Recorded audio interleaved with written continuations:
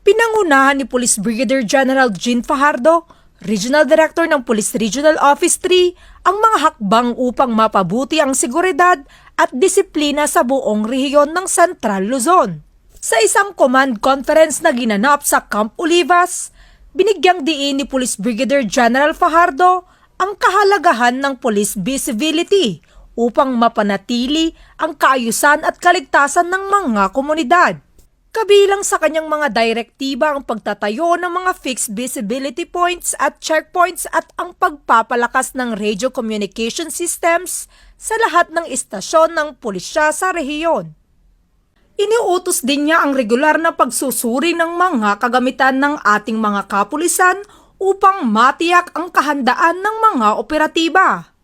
Bukod pa rito ay natasan nito ang mahigpit na pagpapatupad ng 8-hour duty policy ng Philippine National Police na kung saan hinahati sa 3 shift ang oras ng trabaho ng ating mga kapulisan.